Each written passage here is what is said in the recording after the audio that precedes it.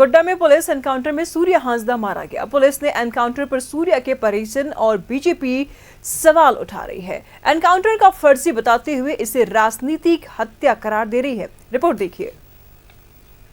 Encounter में सूर्या हांसदा ढेर। सूर्या के परिजनों ने एनकाउंटर को बताया फर्जी। पूर्व विधायक अमित मंडल ने भी उठाया सवाल। हथियार छीनकर भाग रहा था सूर्या। गोड्डा पुलिस के एनकाउंटर में सूर्या हांसदा मारा गया। सूर्या की मौत पर परिजन सवाल उठा रहे हैं। सूर्या की मां सूर्यमणि हांसदा और पत्नी सुशीला मुर्मू ने कहा कि वह बीमार था, वो खुद भाग नहीं सकता था।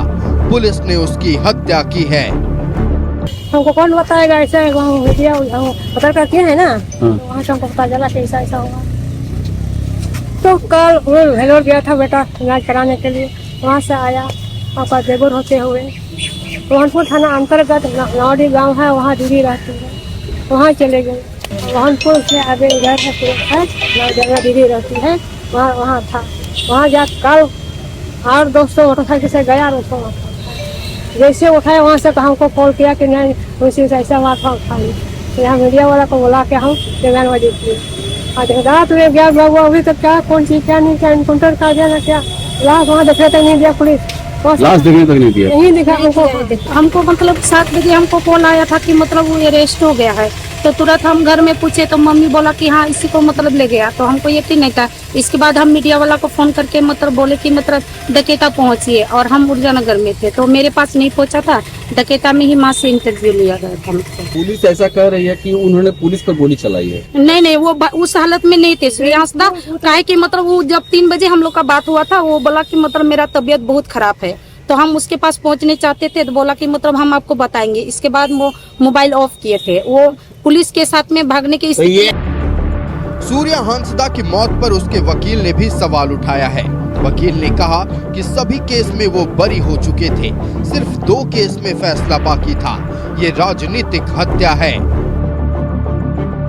मुझे लग रहा है कि ये जो इनकाउंटर ये फेक इनकाउंटर है, हाँ, और उसको जो है राजनीतिक साजिश के कारण जो है, जैसा कि उसकी पत्नी ने भी कहा है कि ये इनकाउंटर फेक है, और मुझे भी विश्वास है कि ये इनकाउंटर है।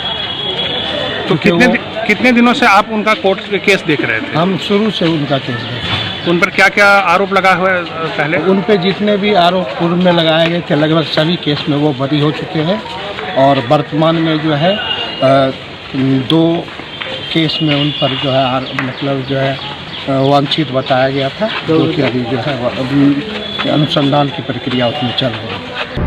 उधर गोड्डा के पूर्व विधायक अमित मंडल ने कहा कि सरकार अपराधियों को रोकना नहीं, बल्कि अपने खिलाफ उठने वाले स्वर को बंदूक के बल पर दबाना चाहती है। कि झारखंड की सरकार, झारखंड की पुलिस बंगाल सरकार के नक्शे कदम पर चल रही है। यदि पॉलिटिकल प्रतिद्वंद्विता हुई, यदि उनकी आवाज, आपकी आवाज सरकार को पसंद नहीं आए, तो या तो आपका इनकाउंटर होगा या तो आपको जेल में डाल दिया जाएगा, जिसका हालिया दिनों में उदाहरण भोगनाडीह में कई ग्राम प्रधानों को जेल में डालना और आदिवासी समाज के लोगों को प्रताड़ित करना, चंपई सोरेन के आप सचिव को जेल में डालना, ये प्रमाण करता है कि सरकार आदिवासी की हितैषी नहीं है। कि एसटी कमीशन को और मानवाधिकार को इस मामले की संज्ञान लेनी चाहिए और झारखंड सरकार से सवाल जवाब करना चाहिए, और झारखंड सरकार को स्पष्ट तरीके से ये बताना चाहिए कि किस स्थिति परिस्थिति में सूर्यनारायण हांसदा की इनकाउंटर हुई। रविवार को गोड्डा पुलिस ने सूर्या को गिरफ्तार किया था। उसके बाद सोमवार को पुलिस उसकी निशानदेही पर ललमटिया जंगल में छुपाए गए हथियार को बरामद करने गई थी। इसी दौरान सूर्या पुलिस का हथियार छीनकर भागने लगा। तभी पुलिस ने उस पर गोली चलाई, जिससे उसकी मौत हो गई। पुलिस की थ्योरी में कितनी सच्चाई है, ये तो जांच के बाद ही पता चलेगा। लेकिन सूर्या हांसदा अपराध के साथ साथ राजनीति में भी तेजी से आगे बढ़ रहा था। 3 बार चुनाव भी लड़ चुका था, लेकिन सफलता हाथ नहीं लगी थी। आम जनता पर उसकी पकड़ मजबूत हो रही थी। भविष्य में वह कई स्थापित नेताओं को सीधी चुनौती देने की तैयारी में था। न्यूज़ 11 भारत के लिए गोड्डा से नरेंद्र की रिपोर्ट।